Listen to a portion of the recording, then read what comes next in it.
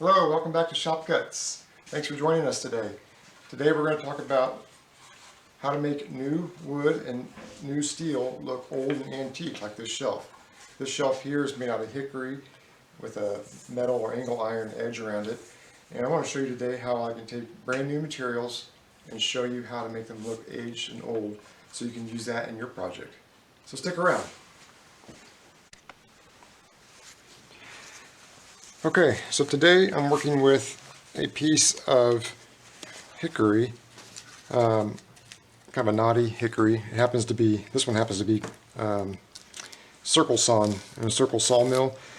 So you have kind of these marks from the sawmill that show through, which actually help in the aging effect, I guess, to make it look more aged. So what I do, it's real simple. I take steel wool, regular steel wool that you get at the hardware store, and I put it in a container of regular white vinegar, household vinegar, and let it sit there for sometimes even a couple days. And you end up with a product that looks something like this. And just, you know, real dark and nasty. What it's kind of done is it's kind of just broken down the steel wool and ate it, since vinegar is very acidic. And what you do is you take, and this works on nearly every species of wood. You're going to want probably ones that have a higher tannin content, like your oaks, and I know this hickory works very well. I'm trying to think what else I've tried it on. I can't remember off the top of my head, but if you're, you know, you can always just try a test piece and see. But and this will need to set, your steel wool, probably a day or two before it completely dissolve and get ready to use. So you'll take a little foam brush or even a paintbrush or a rag or whatever you have, and just apply it just like this right to the piece that you're working on. And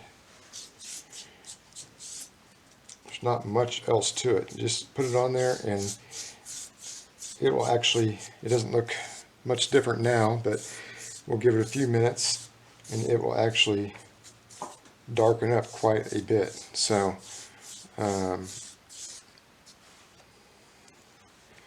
sometimes I just make sure I got it on there real good and make sure all the cracks and crevices, any knots, you know, are covered. And just make sure it's worked in there nice. You don't want it to get too wet, but make sure it's in there good. Have some rags on hand if you need to. Sometimes it's nice just to blot the excess up so you're not getting it too awfully wet. But we'll give that a few minutes, and I'll come back here in a few minutes and we'll show you how it looks. Okay, it's been just 4 or 5 minutes. I actually took a heat gun and accelerated it, the drying time, just a little bit. And you can already see the difference. That's one that we haven't done, and here's the one we just did.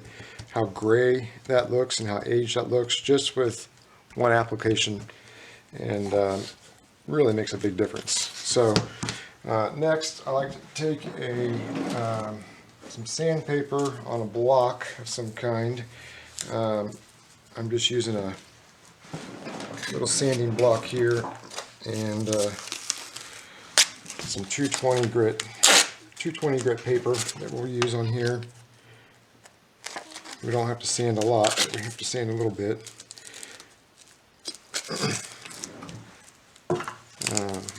And you don't have to sand it, but I like to. I just have to give it a light sanding on the surface.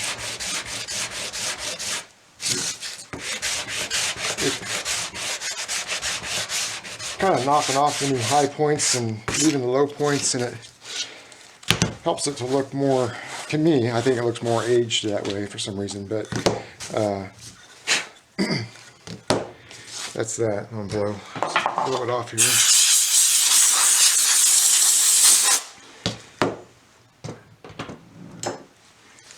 So now we have that versus that. That's our aged one. You can kind of see the marks from the circle saw mill through here show up. And then once I'm ready, I can take any kind of clear finish that you want. I prefer using a shellac for the first seal coat. It dries quick, it builds up well. You can put virtually any finish on top of shellac, you know, without any problems. And if you're worried about that, do a test piece just to make sure. But I just take a little can of shellac like this and give it a little coat. Once that dries quick,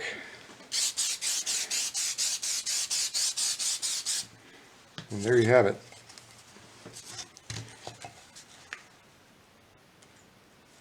Instant antiqued. So, okay, we got that. So let's do some metal. I'll show you how to antique some metal. Okay, right now I've got a little spike that I use. I use it on this project on the shelf. I just use it for the little shelf pins, the spikes. But it works on, you know, any metal. I would on you know, angle iron, and a lot of metal has mill scale on it. It's always good to take a little bit of sandpaper. Again, I'm taking some 220 grit, some kind of fine. Just kind of clean up all that stuff off there, just to make sure you have a good, make sure you're down to the bare metal. Basically, what we're trying to do. It makes it easier. Then we'll take a towel. You can even take some solvent and wipe this off and clean it with something like a mineral spirits or paint thinner or whatever, but it's not necessary. The two products I like to use is muriatic acid, which is like the stuff you would use in a swimming pool. It's in the hardware store, and hydrogen peroxide from the drugstore or grocery store. Again, you want to make sure you're in a very well ventilated area. This is a caustic. Muriatic acid is caustic and is dangerous. Since I'm just doing a small piece, I'm just going to do just a little bit, so I'm not going to have my respirator on right now, because you wouldn't be able to hear me if I had it on. But if I were doing a larger piece, I would definitely have my respirator on and probably be outside. So after we've sanded it and wiped it down, just take I like to put it in a spray bottle. You probably need to get a chemical resistant spray bottle like this, and just spray your piece with the acid. Let it set there for a little bit and get worked in. Make sure you got all the surfaces covered that you want covered. And then you can go back in with your peroxide, hydrogen peroxide, almost instantly. Spritz that on there. You can already see some rust forming. And you can let this go as long as you want to let it go, or even repeat it and get darker results, but just let it kind of work in there for a little bit. But the peroxide does a good job of making a good reaction.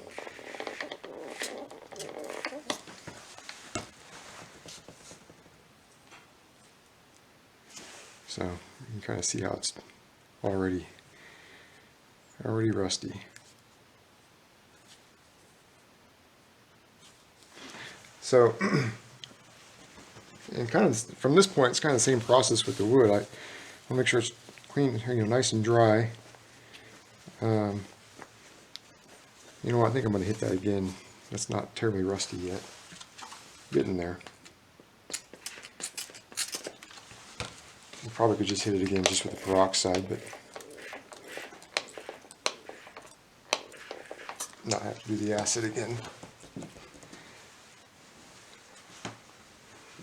And if you have the time, you can just let these sit even outdoors for several days or a week or whatever in the weather, and let Mother Nature do the work. But I find myself not always having that kind of time, and I'm running up against a deadline or a clock or something, so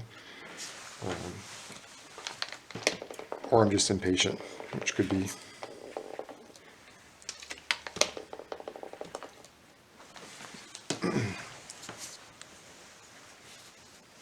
Okay, I'm going to say that's done for this one, just so we can show you the next step. I'm just going to blot it with a rag. You can even take these and rinse them off in warm water. In fact, that's a good idea to do that, and dry them real good. And then let me clear my workspace here and clean this up a little bit.